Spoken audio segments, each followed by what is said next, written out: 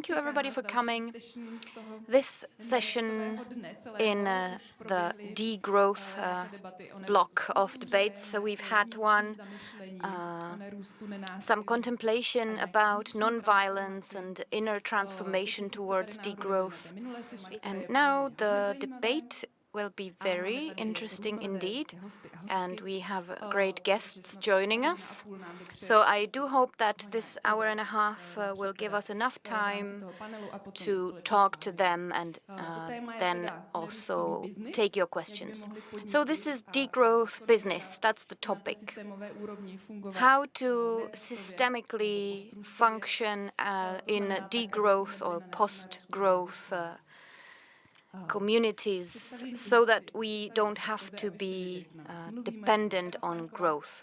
I am Eva Fraňková, I'm from Brno, and where I study at the university. I teach ecological economy, and I have students that I work with, and I also work on alternative ethical community forms of business with Nadia Iohannides, my colleague, and she also brought, as one of the first people, brought the topic of degrowth into the Czech environment, and we met Mr. Kalistos at Barcelona 2 years ago, and that's how it started. So now I would like to introduce the people who will be debating. First, from Sweden, Jennifer Hinton,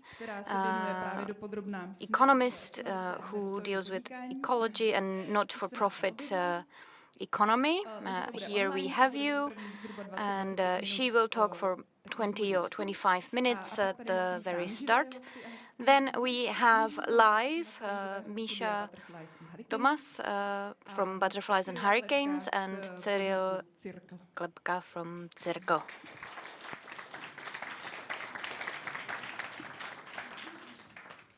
Tak, živým hostům a hostkám dám prostor potom, aby se nějak představili. You will have time to introduce yourselves after, so that we can know why you are here.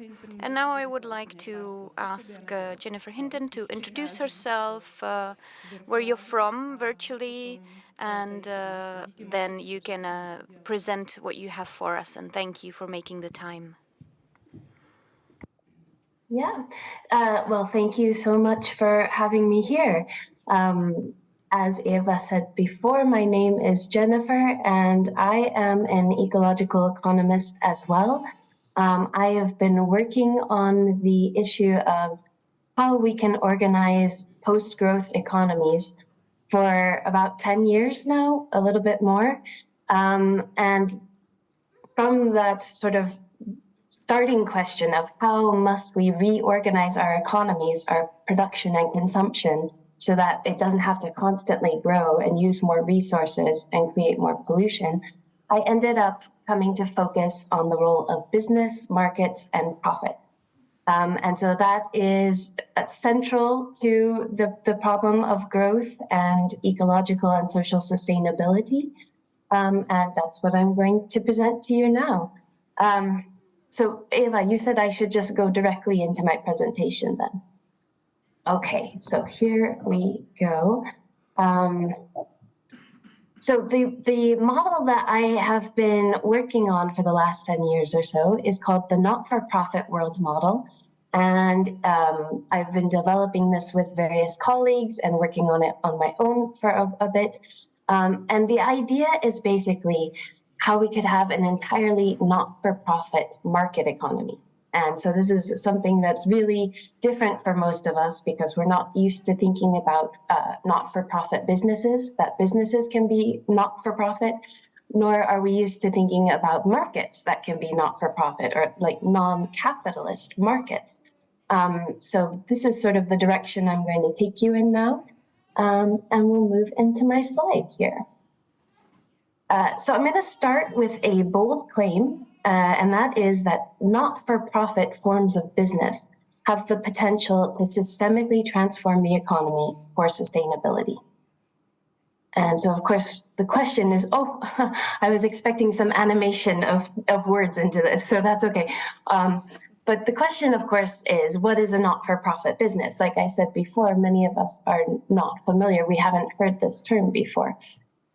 So the key distinction between for-profit and not-for-profit forms of business is that for-profit businesses, which are most of the businesses that we know in the global economy, a core purpose of financial gain, and increasingly we're seeing an additional social benefit purpose added on to that. But here I'm talking about the legal structure of a business. And so for-profit business is really legally structured to produce private financial gain for investors and owners, right? So they get a return on their investment. And in service of that purpose is the ownership is structured in a way that the financial rights or the right to receive profit and assets from the business is privately allocated. So private owners and investors have the right to the profits of the business. And this means that there are sort of unlimited possibilities for returns on investment when we're talking about the investment structure.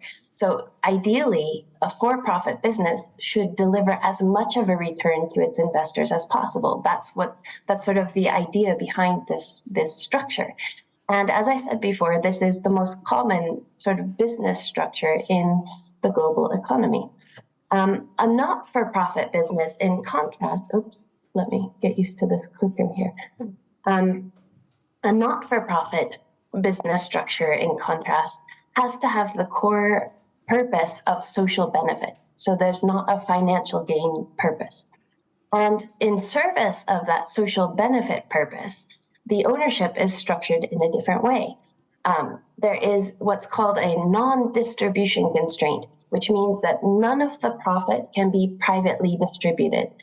So investors and owners cannot receive cannot receive the profit and assets from these businesses.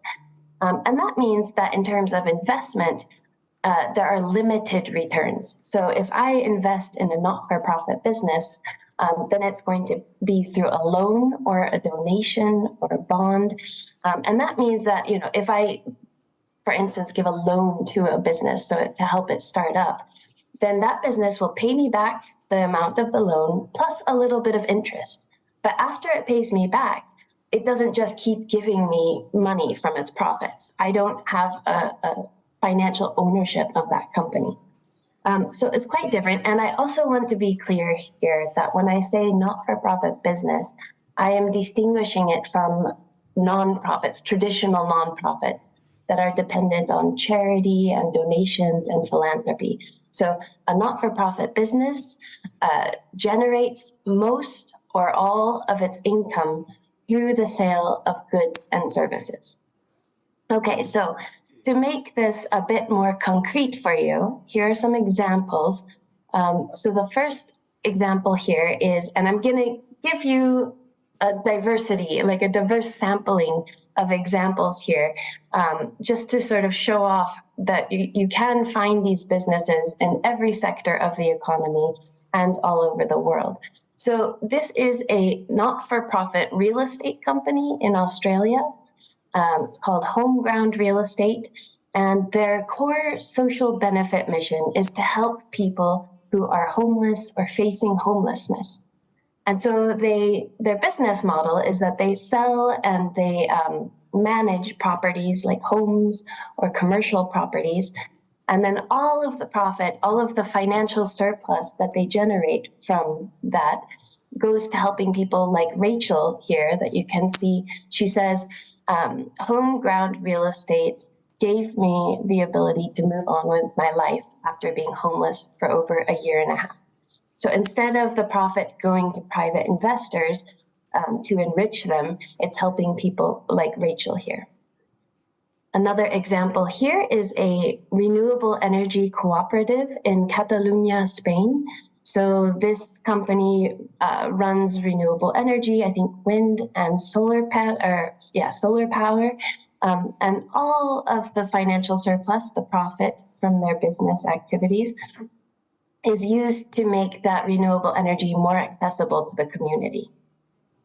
And you can find examples of renewable energy cooperatives all over the world. Here is a more local one for you guys in the Czech Republic. And I have to admit that I don't know how to say the name right. So I'm not even going to try, but I've heard that this is a quite famous company producing apple juice and apple products. And they are owned actually by a collective of nonprofit associations. And so all of the profit from this company, which I think Eva can maybe tell you more about because I found this example through her work, all of their profit goes to those nonprofit associations to serve their various social benefit missions. And so we have found these types of these not-for-profit businesses all around the world in every sector of the economy. And so we sort of started thinking, well, what if we could have a market made up of all of not-for-profit businesses? Could that help us move beyond the profit-driven and growth-driven economy? And so the key insight here is that the dominant business structures in the economy drive system-wide dynamics. Often we're used to thinking about the larger economy on one level and business on a different level. But here I'm trying to make the point that we can't think about changing the larger economy without addressing business, and vice versa. So one way to sort of explore how this is the case is if we think of an entirely for-profit economy. So an economy, a market in which all of the businesses are for-profit and they're seeking private financial gain for their owners and investors. And I'm going to use causal loop diagrams. So this is a systems thinking type of diagram or tool to help us keep some of the complexity of systems without getting overburdened by it. So it simplifies the complexity of the systems for us. And so this first diagram is a really just like the basic story you would read in any economics textbook. The arrows all mean that there is a causal relationship. So for instance, the desire for financial gain causes more investment, which drives production, which drives more sales, and so on. The plus signs just mean that there's a positive relationship between those. So the variables move in the same direction. More desire for financial gain leads to more investment. Likewise, less desire for financial gain will lead to less investment. So that's how you read these diagrams. And the R with the arrow around it means there's a reinforcing feedback loop, which means that this system on its own will just keep growing and growing faster and faster all the time. Okay, so let's go through this little story here. We have the desire for financial gain or the profit motive that drives investment, which then drives production, leading to more sales, which then allows for more profit or results in more profit. And some of that profit will probably be reinvested back into this production loop. But at some point, at least some of that profit will be distributed to private owners, because that's sort of the purpose. That's what this type of business is set up to do. And that allows them to use then their profit motive to reinvest and make more money, right? And I just want to be clear that when I'm using the word profit, I mean the financial surplus that's left over after wages are paid, after the business pays for its rent and supplies and all of that. So it's really the surplus. Okay, so, and this sounds really normal and natural to us because this is sort of the way we've all been taught businesses should run. And this is the engine of economic growth as well, right? More investment, more production, more sales, more profit. But of course, we're coming at this from a degrowth angle and wondering how does this cause social and environmental problems? Oops. Oh, yeah, okay. So the first thing to notice is that all of that production and all of that sales results in environmental damage. So production of goods and services all requires resources and energy and all results in more emissions and pollution. So there's environmental problems here. Another important thing is that we're not all just naturally endless consumers, right? Companies have to use advertising to persuade us to buy more stuff. And this is one what I call a profit-seeking strategy that tends to be quite successful. So, we're all surrounded by more and more advertising all the time, which results in more sales and results in more profit. Another sort of more sneaky profit-seeking strategy that we see a lot of larger companies using is that of planned obsolescence, which is when companies design their products and services to become obsolete before they really need to. So for instance, if you think of your mobile phone or your laptop or even the clothes that you're wearing, all of these things are routinely designed to become obsolete before they need to, so that you have to buy a new one sooner rather than later. And these are very successful strategies. They result in more sales and profit, but they also result in more environmental damage. And that's why I call this the feedback loop of consumerism. Okay, what else is going on in the system? Well, over time, the owners of these for-profit businesses will tend to accumulate the wealth that they receive, the money they receive from the businesses as dividends. And that allows them to invest in even more shares, which allows them to get even richer over time. And so we see this is sort of what's behind the incredible growth of billionaires and their wealth that we're seeing. So that's through business ownership.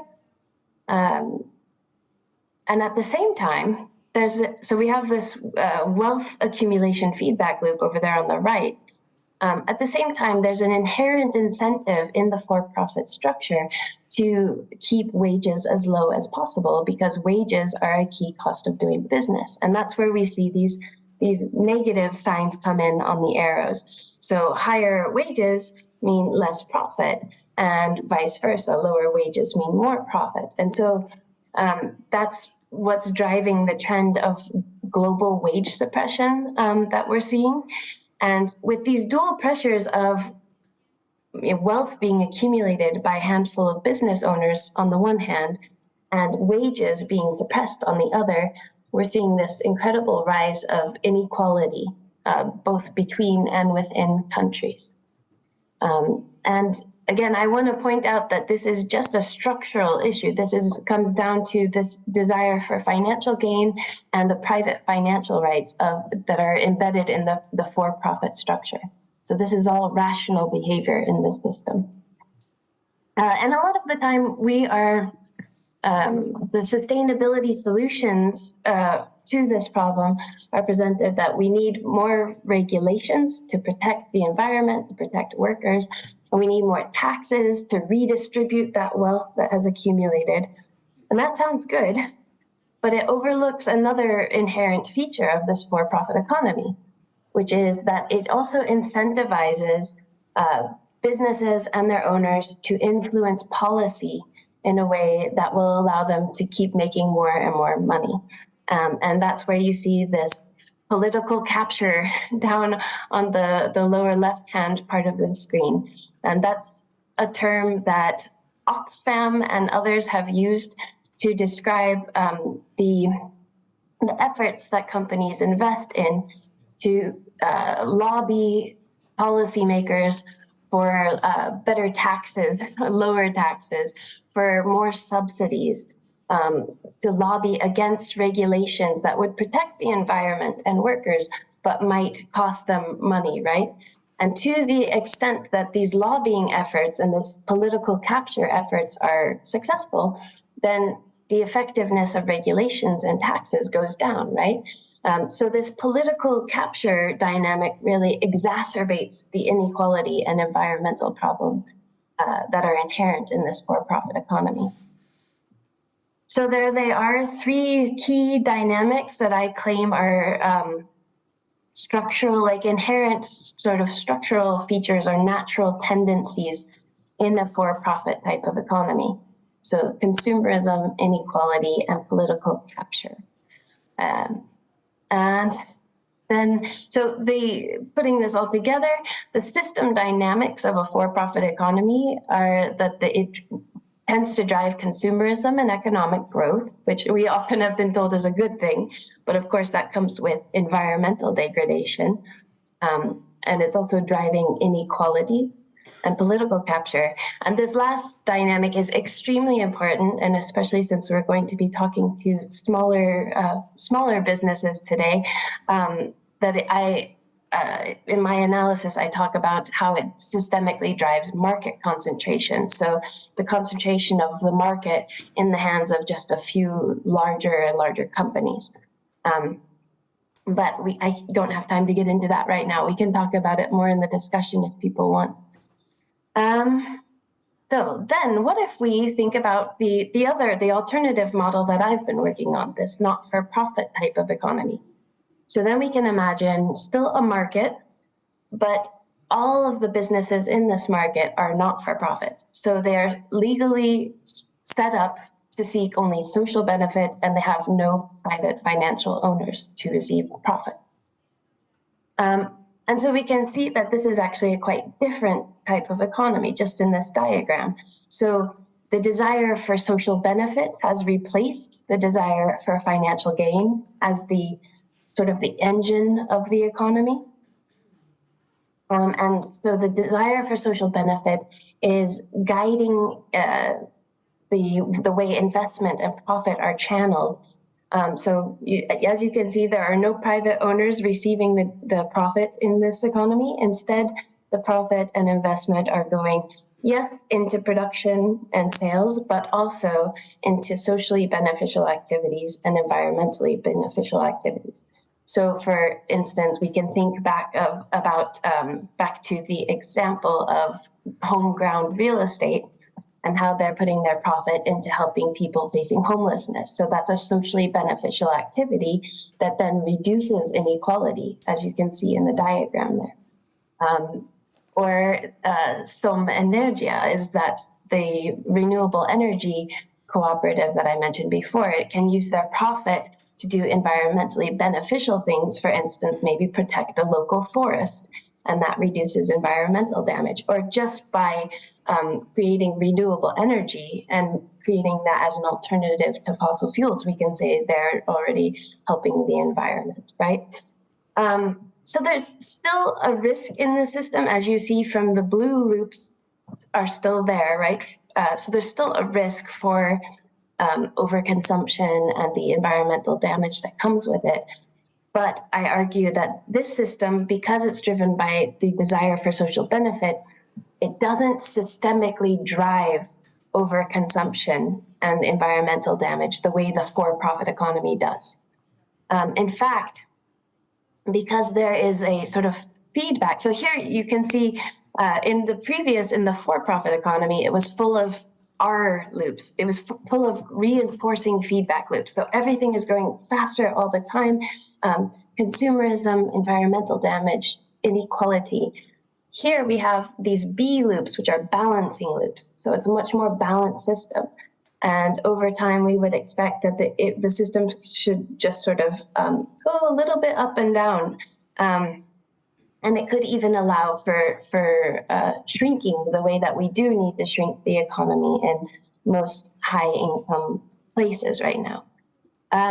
So these balancing loops, one example of this is how, because this economy is driven by the desire for social benefit, it's constantly taking in the knowledge we have about the state of the environment, the state of inequality, and the state of societal needs, and that's what guides investment. So if there's a high level of inequality, we realize, yes, we need to invest in things that will reduce that inequality. If there's a high level of environmental damage, like climate change, like the climate crisis right now, we realize, yes, we need to invest in reducing and, addressing climate change, preventing climate change. So that feedback is very important for guiding investment. The last thing I want to point out here is that the desire for social benefit aligns much more naturally with the sort of taxes and regulations that we do need. to redistribute wealth, protect workers, and protect the environment and communities. So the desire for financial gain that is at the heart of the for-profit economy is at odds. It contradicts those kinds of policies and taxes because it would take away profit from the companies and owners that are trying to get more and more money. Okay, so the dynamics of a not-for-profit type of economy is we would expect more equality because there's no private owners receiving the surplus and no inherent incentive to keep wages low. Investment would respond better to social and environmental conditions. There's the potential for less consumerism in a way that there's not that potential in a for-profit economy. And with less consumerism, as you've heard in other talks today, I'm sure, we could have higher levels of well-being and less ecological destruction. And then also sustainability interventions can be more effective in a not-for-profit type of economy because of that alignment with the desire for social benefit rather than the desire for financial gain, private financial gain. Okay, and so one example of how this could align better with sustainability interventions is, you've heard today, I'm sure, that we need to live more materially minimalist lifestyles. So we need to only consume the products and services that we really need and just bring it down to a level of sufficiency rather than buying more and more stuff all the time. And in the for-profit economy, that's really difficult to do because companies are using planned obsolescence and we're surrounded by advertising all the time telling us that we're not happy enough, we're not beautiful enough, we have to buy more stuff. But in a not-for-profit type of economy, we could imagine that it's much easier because companies are set up to meet community needs, not to just sell more stuff to make money for their owners. So we can see sort of how, okay, we know that there's more environmental damage, so people might start living more minimalist lifestyles on their own, which could reduce sales, but that's not a problem in a not-for-profit economy because not-for-profit businesses can go out of business and then people who work there can go to other jobs. This also brings up the issue of needing a shorter working week in a sustainable not-for-profit economy. I think we would need like 20-hour working week so that there's a full employment, but everybody's working less and buying less and producing less. But we can also imagine in this system that the government could sort of encourage minimalist lifestyles with different kinds of regulations and taxes in a way that the for-profit economy would not allow for because that would threaten the profits for the owners, right? Okay. So I'm going to be wrapping up here in a couple more slides. Basically, I want to emphasize that I don't see the not-for-profit economy as a perfect solution or a silver bullet that will solve all of our problems.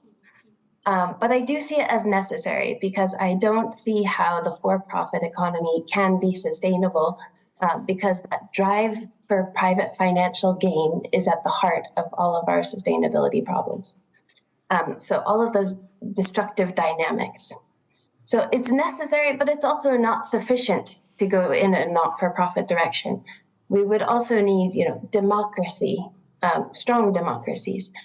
We need a culture of sufficiency. So, consumers do also play a role here in knowing that, okay, I only need to buy as much as I really need and not just buy more all the time. We do need a more circular economy. So we need materials to be moving in circles so that we use wastes as input for new products and services. And we need to repair and reuse as much as possible. And we need ecological regeneration. But I would argue that the not-for-profit ethos, the not-for-profit structure aligns much better with all of those things than the for-profit structure. It's exciting to me also because this not-for-profit economy model expands the horizon of possibilities beyond capitalism versus the state-planned economy. So often we're told that there are only these two ways of organizing the economy. But a not-for-profit market economy allows for something totally different. It's a very viable, feasible, realistic alternative to both capitalism and a state-planned economy. Because it's still a market economy, but it's not capitalist. Yes? Jennifer, I'm pretty sorry. We are already 30 minutes into the presentation. I know that this question you have on the slide is crucial, so let's treat it, but please be short. Sure, this is just the last one. And sorry, I think we got started a few minutes late and then I spent too much time on it, my introduction. Okay, so last couple of slides. How could such a transformation happen? I think there are three main ways to think about this, that there are larger cultural shifts already happening, like global social movements for more equality and respecting ecological limits. If they took on a vision of change that involved a not-for-profit economy, we could really push for that together. We're seeing the rise of not-for-profit businesses, and they're supported by trends of ethical consumption, a purpose-driven workforce, and they're a bit more resilient because they can use their profit to keep the business afloat rather than expectations for shareholders to receive dividends. And the final thing is that it's important to acknowledge the for-profit economy is not doing well. It is sort of collapsing in front of us with the financial crises, the supply chain crises, the environmental crises and exploitation that we're seeing, and it's becoming so much more obvious, which again fuels these social movements. Okay, so just a nice little slide there that we're seeing more of this sort of ethos and push, planet over profit. Not-for-profit businesses are becoming more proud of their not-for-profit title. And this is my final slide. So questions to ask of any sustainability strategy is how does it deal with these for-profit dynamics? Does it actually deal with them? Could it actually be effective for sustainability in a for-profit economy? Or might it require a not-for-profit transition? And then I'll just leave you with that. And that's my website. If you want more information, you can go to relationshiptoprofit.net. Thank you. And sorry for going over time.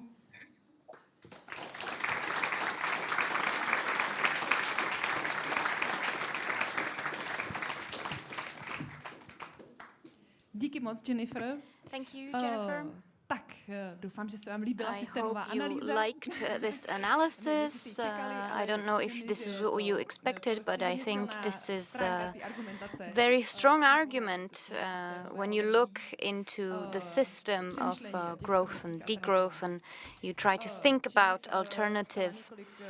Jennifer is also author of several pieces on this topic. You also have a shorter essay in the festival catalog, so you will find it there.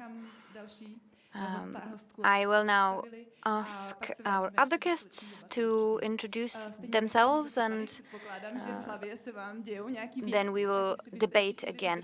So if you have questions, please save them for later. We will have space for questions at the Q&A. But now I want to ask our live guests, live examples of what we've just heard, because Jennifer said in different sectors, in different parts of the world, we have alternative degrowth businesses, and we have two people who are examples of that. So can you please start by telling us what you do, what your business model is, and maybe if you can even include what Jennifer says, I will, if not, I will ask you. Good afternoon. Thank you for inviting me. This was a very, very interesting presentation and diagrams, and I am glad that somebody challenges this dominant economical system, because this is something we can choose. Capitalism isn't something that's given. We can choose it, and we can also transform it. My business is called Cyril. We are a for-profit company. We are second fastest growing company in 2020, so I feel a bit embarrassed. But I can explain. before you try to take me out of the hall. We are trying to work in the circular economic. We are focusing on global climate change, and one of the components is materials.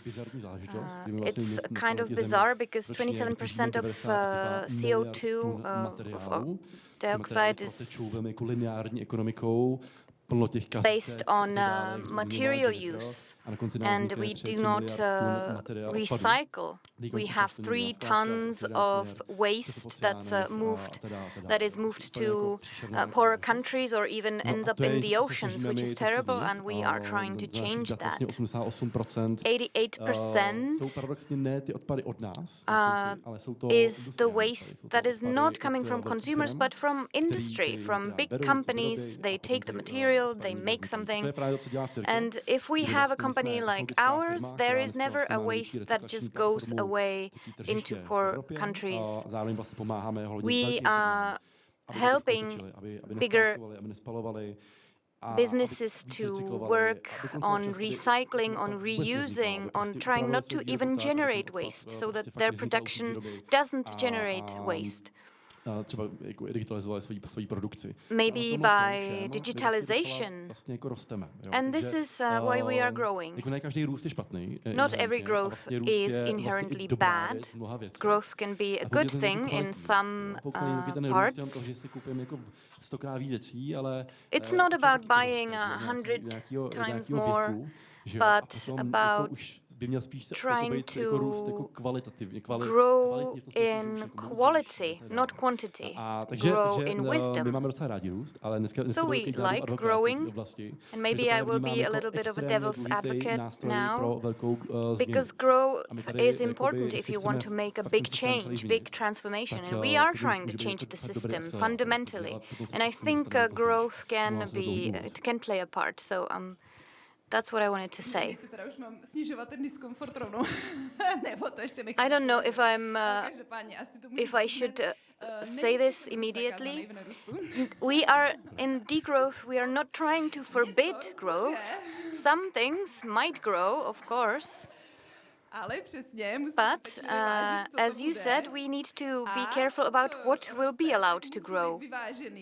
And the things that grow must be in balance with what we are trying to stop or eliminate in degrowth. So yes, some sectors might grow, but we need to say the second part.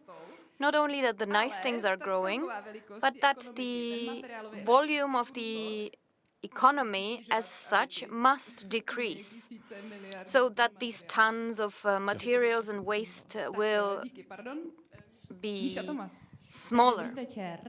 Já se vždycky cítím na takovýchhle platformách trošičku mimo, protože já nemám ekonomické vzdělání. I'm not an economist, and I'm sorry, Jennifer, I didn't understand the diagrams that you showed us, but my husband is americký emigrant z kapitalismu, a který is an immigrant from the US, from capitalism, and for 15 years he's been explaining to me what will happen in the Czech Republic, because they've already gone through it in the US and he lived through it in the US. Já jenom krátce teda zmíním, and I want to thank him for that. I have a company that doesn't grow. I've had 18 people in the studio, and now we have 6 or 9, and we just add people as we need them. And my profession is branding, telling of stories. I think you know what branding is. For 30 years I've been dealing with communication and marketing. 8 years ago, I had a baby, and I'm shaking now. Maybe they are trying to call me right now. But I just wanted to say that when I had the baby, when I had my children, there was a catharsis. And I realized some things that I didn't understand before. And the truth is, I was building capitalism. I was working for Nestlé, trying to increase their profits. You probably know Nescafé. I was trying to help them by raise awareness. I was working on raising their awareness. And after this catharsis, I started realizing things. My profession is communication, marketing, and suddenly it was only about packaging. And this was the teachable moment I had. 5 years ago, I was thinking, oh, the packaging, that's terrible. I'm designing waste. I'm helping to design single-use things that end up in waste. And I was trying to look for alternatives. And I was trying to tell these Coca-Cola companies and Nescafé companies, trying to help them find different materials, and some of them weren't very good. And I realized I was just greenwashing. I was greenwashing for years, and I realized that that's not, it's not important what material is used for the packaging, but the important thing is what is inside the packaging. And sometimes it's really crazy to have packaged water in plastic. And we are very happy still to have plumbing here, and we have drinkable water here. And so just packaging it and selling it, this is from the French Alps. It's completely natural and beautiful.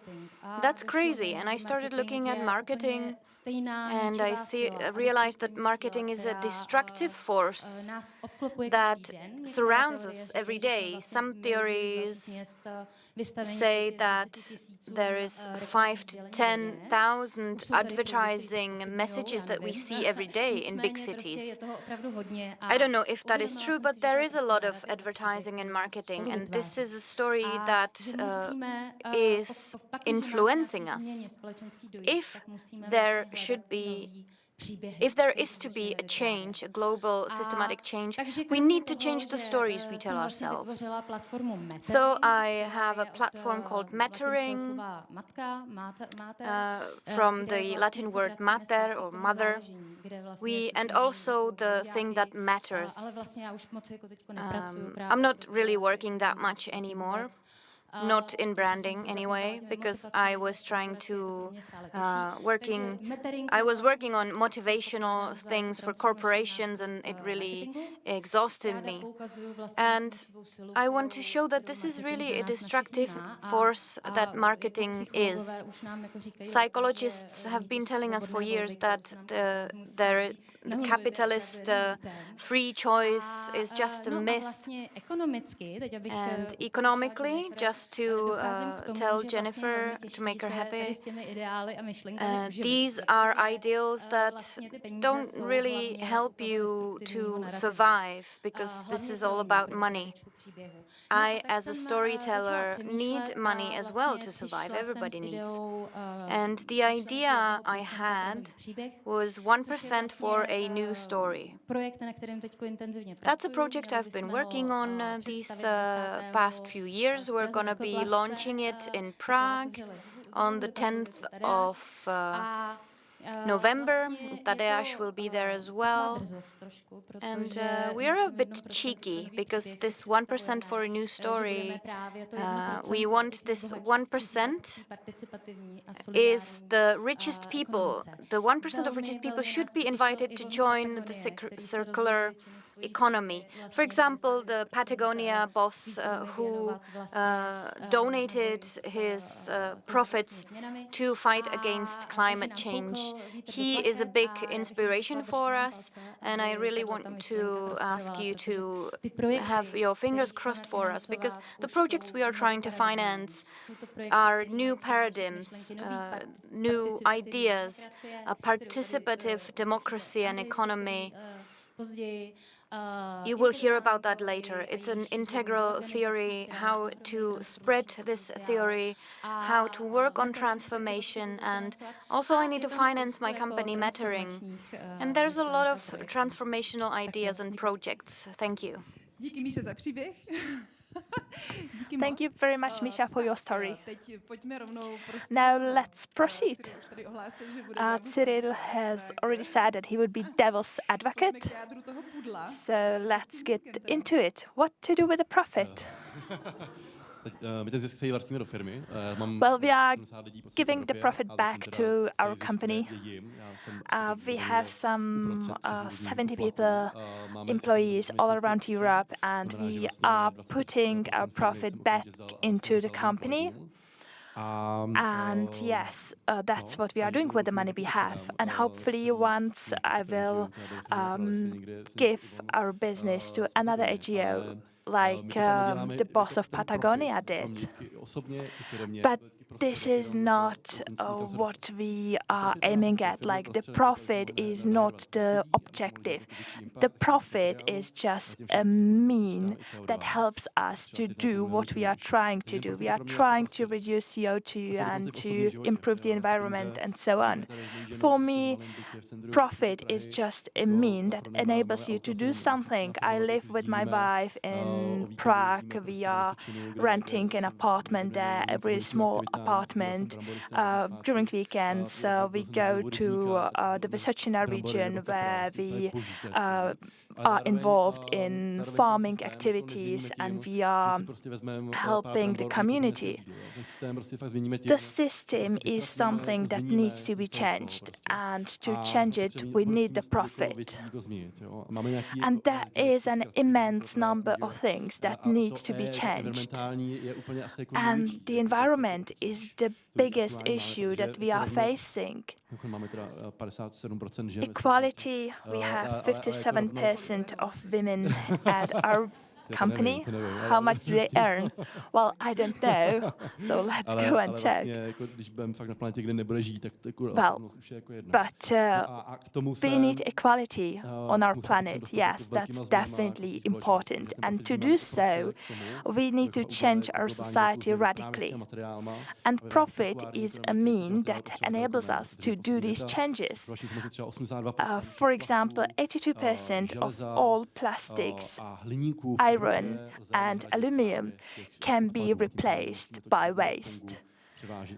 So these don't need to be extracted somewhere in Congo and exported to Europe and so on. Thank you. So, if I understand it correctly, all the profit that you make is reinvested, and in fact, you are working as a non-profit company, right? And my second question is whether you could imagine that you would become a non-profit company, or whether if there is something that would block this. Well, we are still in red numbers. We were a startup and we invested a lot to make a bigger impact. And once in the future, perhaps, we will get a profit. Fortunately, we don't have it at the moment. Our investors would be happy if we had a profit. But when we get to that situation, we will see what we will do with it. We will divide it. A part of it will go back into the company, a part of it will go to the investors, and we will see what we will do with the rest.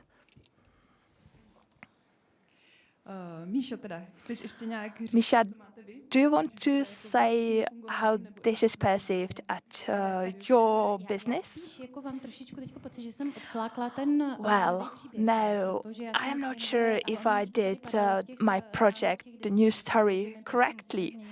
Because we've heard here today that we need to change the narrative of the society, that we need to start telling new stories. because we can't really celebrate the top people or companies that are in the Forbes. We need to change our heroes. We need to have different heroes. We need to tell stories that will redefine what we think. And there is one thing that marketing does really well.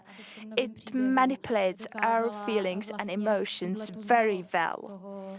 And for me, this is my job. I want to work with our feelings, with what we feel when we are getting to a new story. I believe that the fact that we don't like the ungrowth is because we fear of it. This is all caused by the fact that we are being afraid. And we need to start telling stories where there is no fear.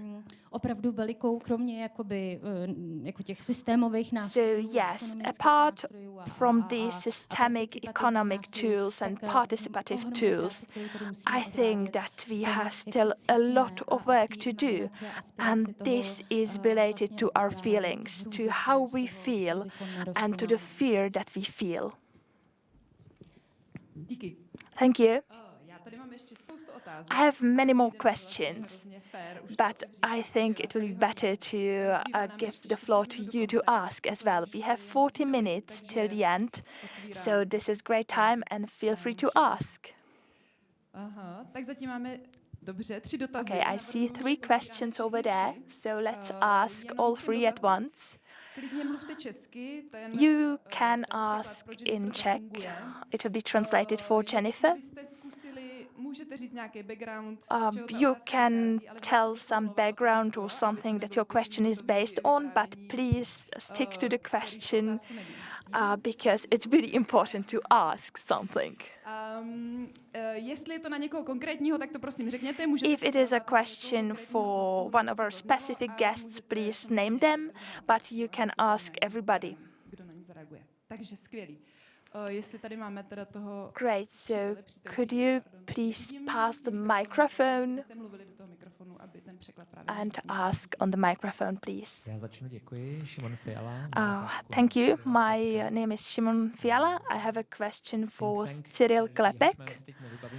There is a think tank, I don't remember its name, but it publishes a number of materials that go through the circle of the circular economy. And I believe that in the last years it was something about 8% and just 2% of materials that do more than 2 circles within the circular economy. So what do you see for the future? Do you think that these numbers will increase? Thank you, Šimon. That's a tricky question. It is called the circular economy. They publish numbers every year. And yes, recyclation is not something that would save us, but it's something that we need to do very quickly because all the other options are even worse. Currently, it's much more, but it would be even better if we were able to double the number, the amount, the percentage that comes back into the circle. It would help us to come back to the levels, the pre-industrial levels of CO2. It is 8.6% of materials that go back into the economy. It's not that much, but still it has an impact. Recyclation is just one part of the problem. The main part is to minimize our consumption. We need to decrease it. Of course, circular economy as such is not sufficient. We need to stop the consumerism and we need to avoid consuming too much. So recycling is just one of the fragments we can do. Thank you, amazing. Please now ask 2 questions at the same time. Perhaps they will be related. I saw another question over there. Good afternoon. Thank you for your inputs. I work at a company that processes 98% of recycled aluminium. And what I heard here is something that seems to me to be like a utopia, basically. What do you want to do? How do you want to convince people who earn very little while working at a factory? How do you convince them to refuse products and consuming stuff? Sorry, let's ask a few questions and then proceed to the answers. Two more questions, please. First of all, I wanted to ask what to do with money, but we can ask more generally. So generally speaking, what are the systemic changes needed to make the transition to not-for-profit system working? And I'm asking specifically about money because I don't know if it's well known that money are created by private banks out of nothing, basically, to have enough resources for the investments and for loans. And they expect that they will get more because of the interest rates. So I think that Mr. Klepek is right when he describes his motives for doing what he does. But still, there are these private banks funding investments. And if you go to a bank and ask them for an investment for a company that has red numbers, and you ask for an investment for something that's very sustainable and very progressive, but they won't give you the investment, they won't give you the loan. Potom přesně jakoby vytváří tu systémovou dynamiku, která potom je i taková, že jakoby ty úspory, které se udělají třeba na té cirkulární ekonomice, tak samozřejmě ty ziskové který ušetří na té cirkularitě, tak co udělají? Reinvestujou ty úspory do expanze produkce a prodeje. Expansion of production. Takže dokud se nezmění jakoby třeba ta architektura vlastně toho finančního systému, until we change all this system, all the architecture of the financial system, there is basically no hope because the dynamic is very destructive as such. So I'm asking about how to change this architecture, the system, and how to take the power the banks have over the system and put it somewhere else. And who should have this power, in fact? How to do that more democratically? Thank you. Let's ask one more question. There is one over there. Já zkusím trošku, dobrý den, děkuji za... Good afternoon. Thank you very much for your comments. Na tenhle dotaz. I would like to extend this reasoning of this question a bit. When it comes to the profit, I find very interesting that, for example, in Cyril, you mentioned that all the profit goes back into the company as an investment. And I think this is very good. And it was a decision of the leadership of the company. But how to make this systemic? How to force all companies to invest the profit back into the company. There might be companies that have a good purpose, but they don't have a profit yet. But once they get the profit, they don't invest it back into the company. They make it like a personal financial gain. Cyril, teda ty jsi nadechoval už předtím, tak Thank you. I think Cyril wanted to talk.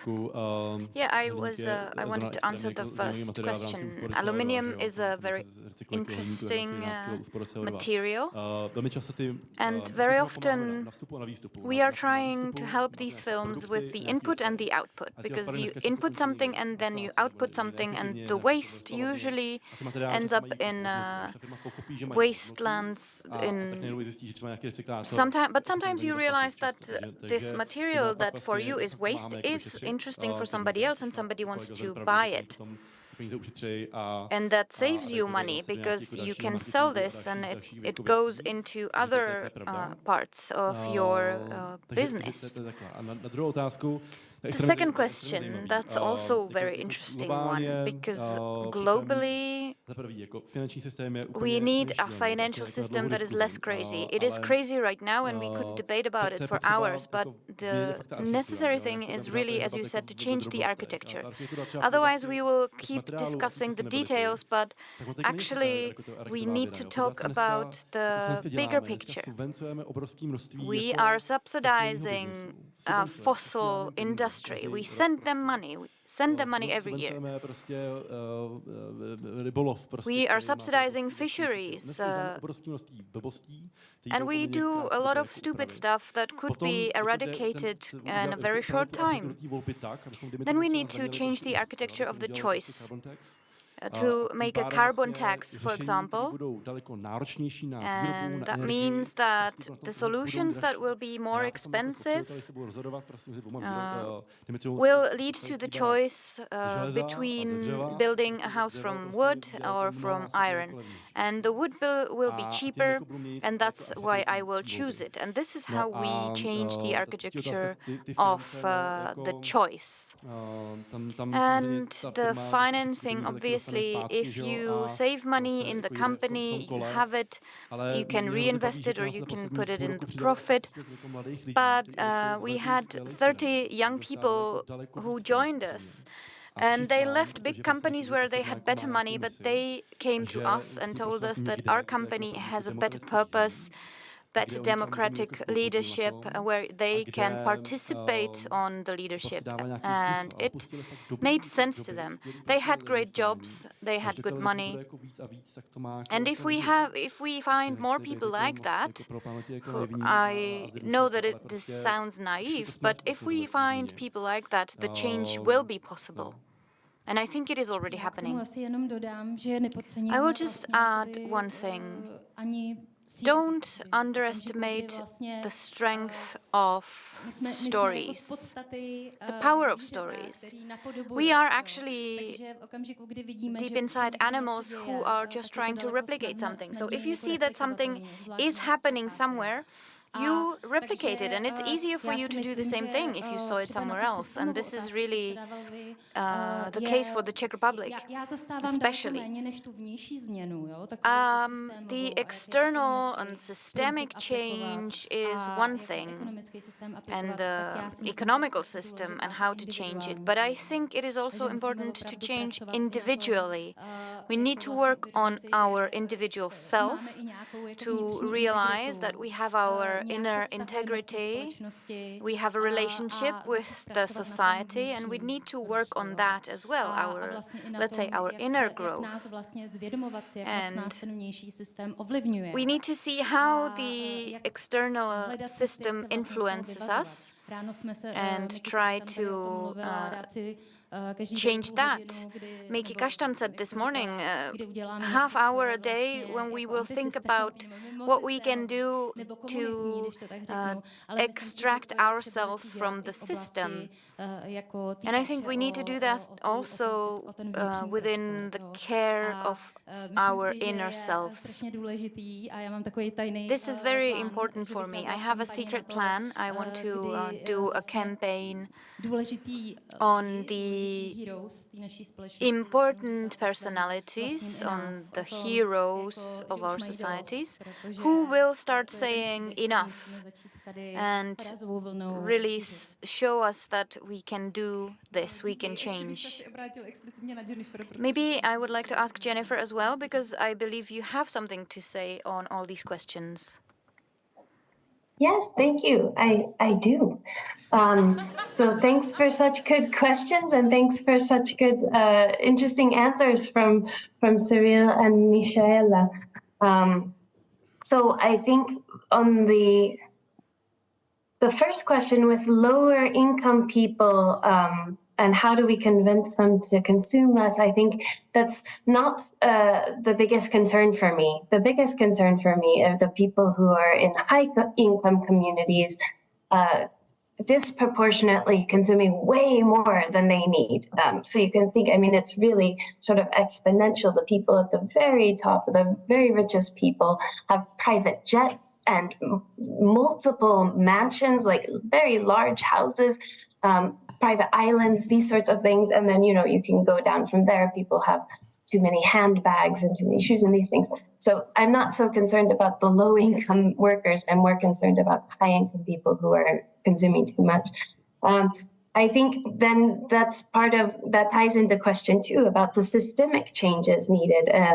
As Michaela said, there's this sort of, we need to be thinking about our individual level, but that has to feed into systemic change. What is the different kind of system that we want? And that's what I've tried to do with my work, is tell the story, as Michaela says. It's very important to tell the story of how the economy could be different, how it could work better for all of us, including the environment. And the not-for-profit market economy could do that. And I find that to be an inspiring story to tell. And when it comes to money and finance and debt and these things that the second question asker mentioned, I think the not-for-profit economy has a very good answer to those questions, is that the entire banking sector and financial system has to go not-for-profit. Right now, we often forget the fact that banks are businesses. And most banks right now are for-profit banks. So they're set up to enrich their private owners. And so when we pay interest to for-profit banks on our loans, that interest becomes the profit of the bank, which goes to making the bank owners even richer. And the people who own banks are some of the richest people in the world. So they don't need it. Not-for-profit banks also exist around the world. We have credit unions, state-owned banks, member-owned banks. So there's a lot of different not-for-profit banking and financial institutions out there. So we just need to really shift that way.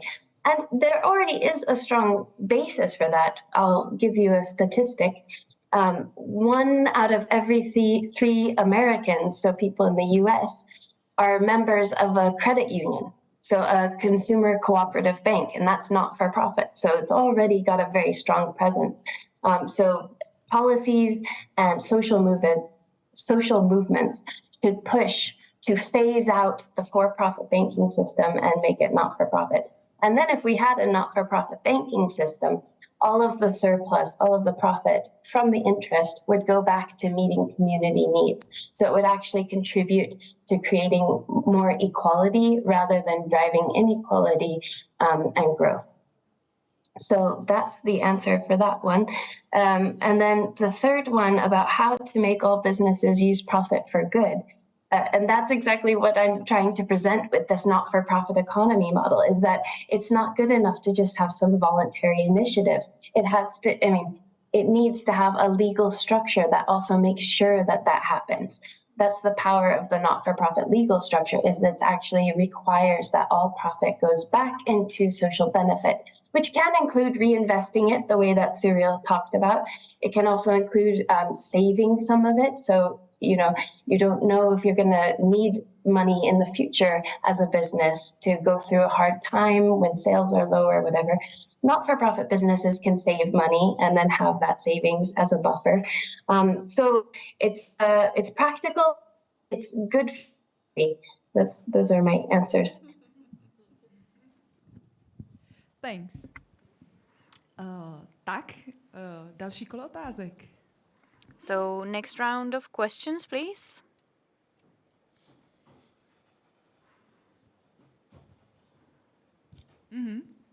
Úplně vzadu uprostřed. There at the back.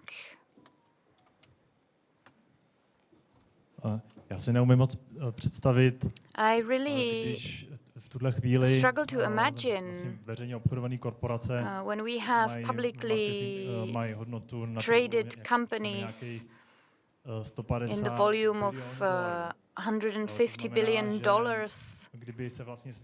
But if they become not for profit, this value will maybe fall 95%. That means that the richest people in the world would become poorer. And I think it's naive to think that these people wouldn't fight against that. So what is the idea how to make this conversion, this transfer from for profit to not for profit? How to successfully transfer that? No, it's a great question, and oh, sorry, you said you wanted to collect more. Sorry. More. Dobrý den. Já bych ten dotaz možná ještě doplnil. This is a similar question that I have. Nejbohatší lidi na světě, the richest people, not only the richest people would lose their money, but also the smaller people, because in America you have these people who save their money in these companies. And in many parts of Europe, you have pension funds owning companies, and all these people would lose their money, not only the super rich. And another thing I wanted to add, I understand that if a company pays the money to a good purpose or to a owner, they don't really care. But what is the motivation if you want to establish a company and if you're not motivated by profit? I still don't understand how you would be motivated to make a company, build a company, invest the money and ideas and everything, and then tell people, okay, just keep the profits. I just don't understand how to do that. And I think this is the key thing, the key part of the problem.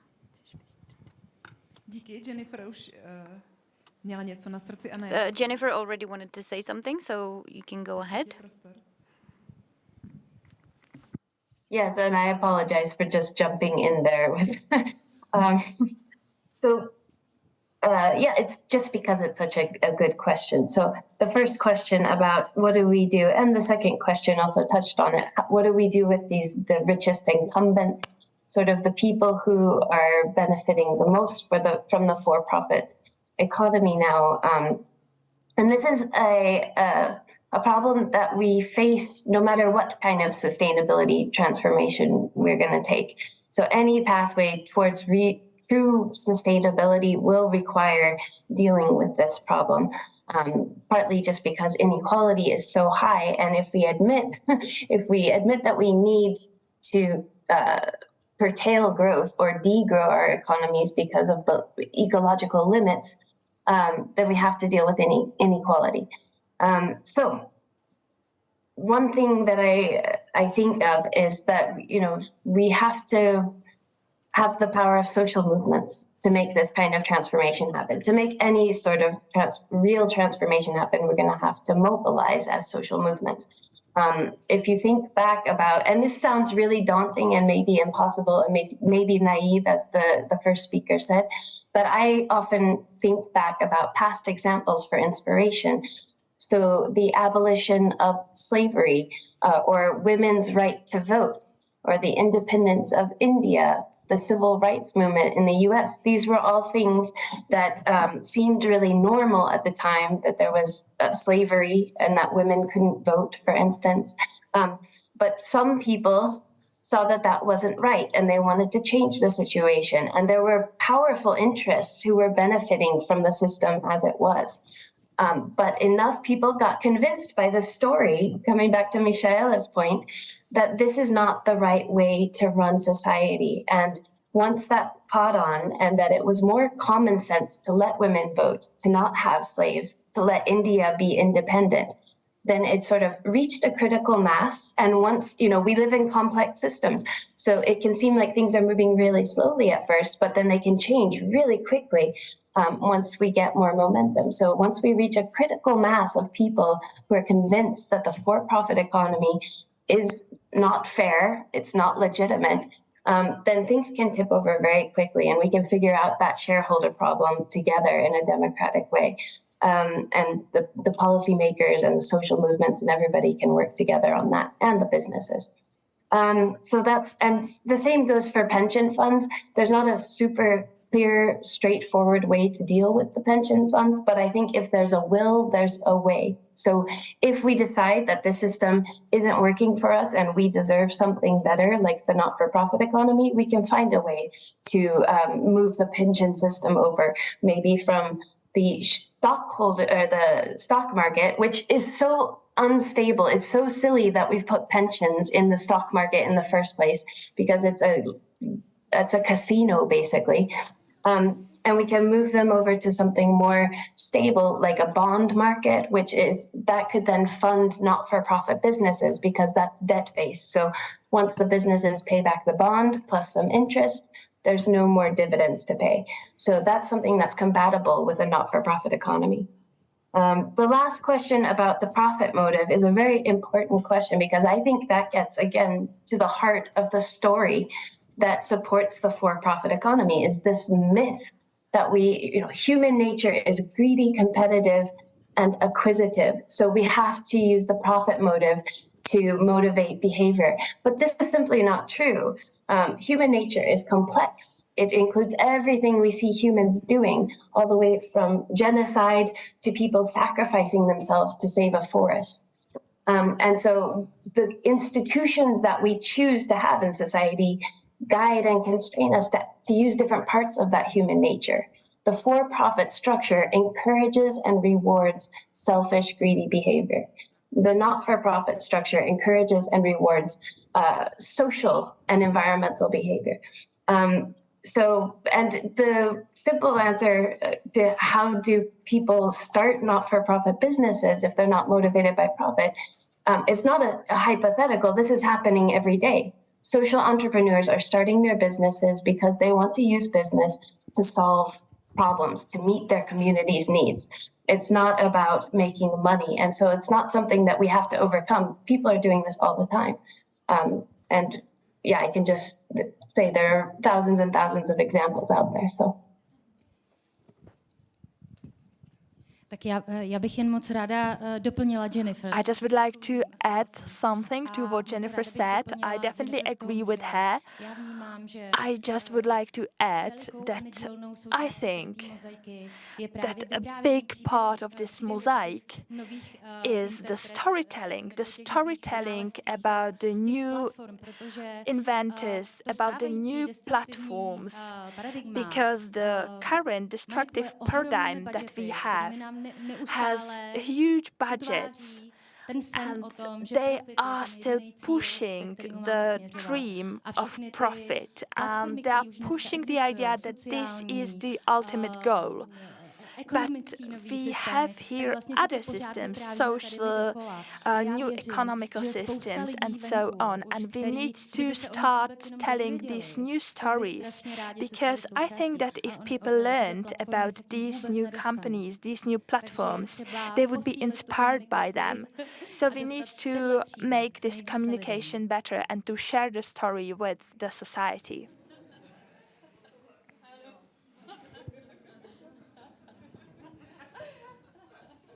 I would like to add also that I agree.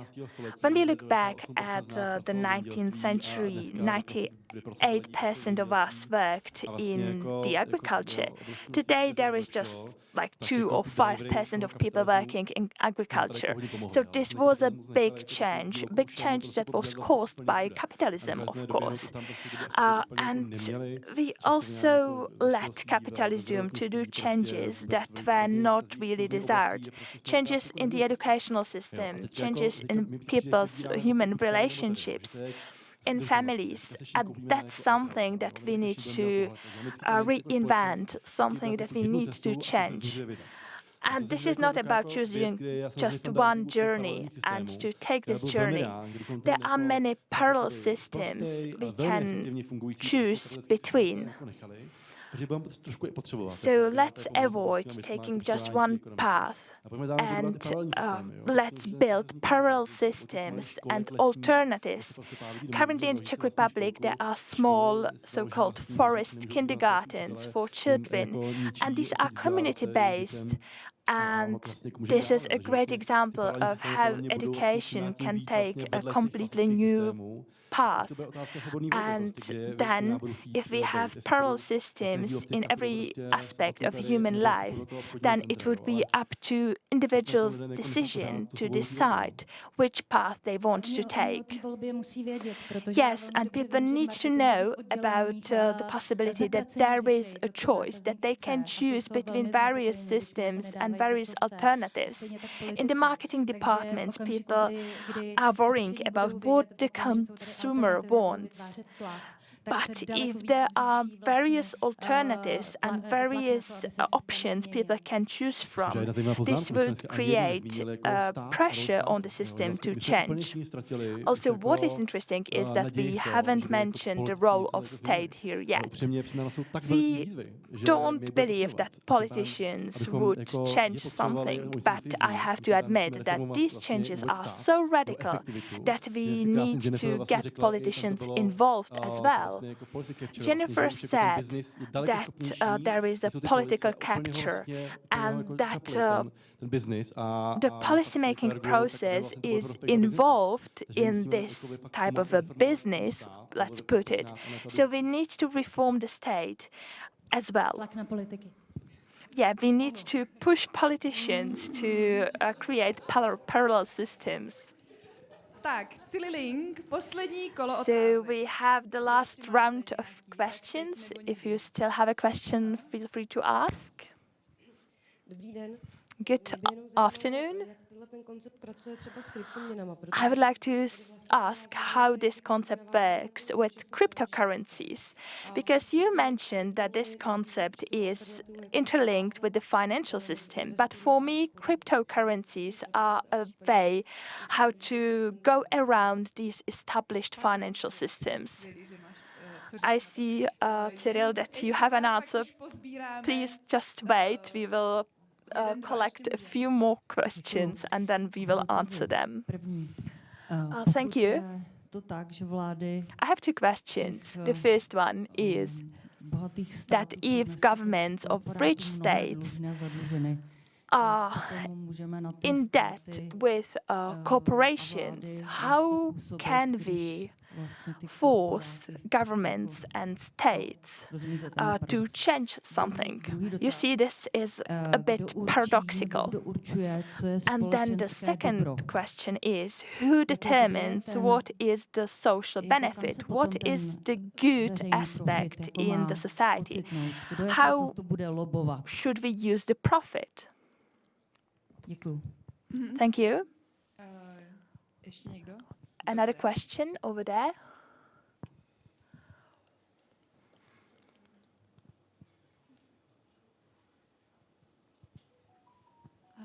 Dobrý den, já bych chtěla navázat. Hello. Vlastně by ta společnost měla být celkově informovaná a taky se trochu bouří. I got interested by the fact that the society should be informed and they should fight for these changes. And I am in, let's say, a social bubble of educated people who are fighting for this.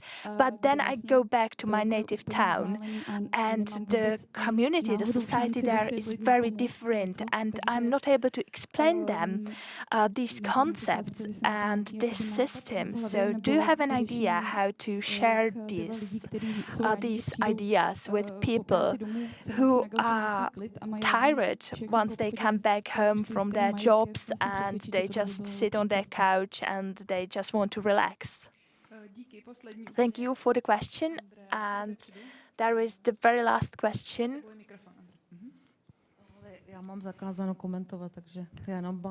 I am not allowed to comment on this, but I will say that perhaps after the debate, sorry. So let's answer these questions. Cyril, do you want to start? I just wanted to answer this very last question. Let's meet Andrea and have a coffee afterwards with her and talk with her about this, because she really tries to communicate with people from smaller towns and to convince them. There are civil assemblies. That's the motto. That's what would help, civil assemblies. So let's pass the floor to Cyril. I would like to talk about blockchain, about the cryptocurrencies. Even though blockchain is an independent system, it is very interesting system, at least in the third world countries. And we are working with it a lot within our association. We are trying to track the usage of blockchain, and we want to try to use it to track the material used once it's recycled, to see the circle it completes. So this is our vision for the future. And when it comes to the cryptocurrencies, I'm looking forward that they won't be so popular in the future. The hype will cease, and all the people that just wanted to get rich on these cryptocurrencies will leave them for something else, because I believe that cryptocurrencies are amazing and they are here for democratization. Jennifer, do you want to say something as well? Do you want to answer some of the questions? Yes. So I realize, though, that we're also close to the end of time. So I'll try to make mine very quick, and I won't be able to comment on everything. But one question came up about who determines social benefit, and I think that's a really important point that I can clarify, is that social benefit is, so in the not-for-profit legal structure, it's defined by the state. Every country has a definition of social benefit that can be used for not-for-profit structures. So if I'm starting a not-for-profit business, then I have to comply with the state's definition of what social benefit is. And that should be open to democratic debate and, adjusting that definition if it needs to be adjusted. But what's nice is that it's already there. And it's been working for over 100 years in most places. Another question that came up that I think is interesting is how to explain it to sort of like normal people. And I have to say, I'm the only one in my family with a college education. I come from a working class family. So I have experiences in my own family and friends back in Colorado, where I'm from. I think the entry point that's the easiest is talking about workers' rights and talking about political capture, because I think everybody is kind of feeling angry and frustrated with the state of political capture, that our governments and our big businesses are in bed and working sort of against us and working for the richest people. And that also connects to the inequality and the wage suppression and declining working conditions that a lot of people are facing, having to work longer hours for less money, especially now with inflation. So we can point to these as like, look, this is part of the for-profit economy. That's all for the benefit for, profit for the owners of these businesses. So we could have a not-for-profit economy, which is totally different, because all the profit would go back to making sure our community's needs are being met, and everybody would make a living wage, and we could solve environmental problems. So just, again, framing this it can be told as a very simple story that also connects very clearly to people's everyday lives. And then the last thing that I'll talk about really quickly is just how can we force governments to make the changes that we need, given the state of political capture? Because as the questioner said, that is a conundrum. But again, I think about the power of social movements and how they have historically been able to change government positions on women's voting rights, on colonization and slavery and civil rights, and all of these things. So I think if there's enough of a will among the people, we can push them to do it. And it's happened so many times throughout history that we know it's possible.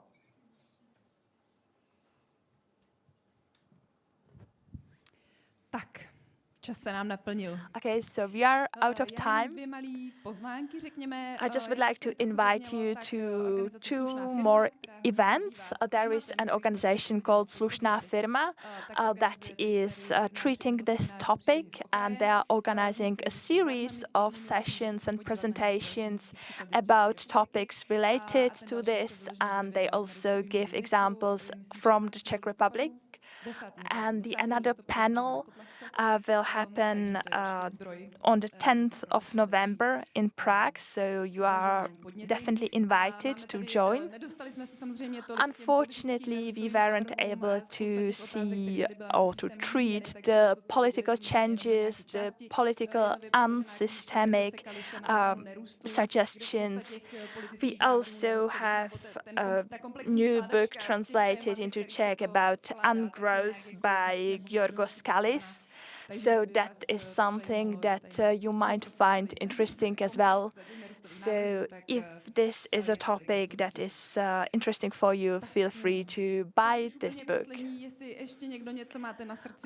Is there something you want to say at the very end? Is there something you would like to comment on? Jennifer, do you want to start? The very last word from you.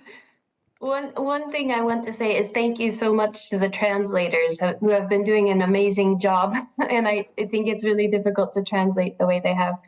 And the other thing is that, let's do it. Let's move from a for-profit economy to a not-for-profit economy. This is something that we all need to participate in and be active about. And we can start doing it today as citizens, consumers, business leaders, people who work in nonprofits. There's a role for everybody to play, educators, students. So let's do it.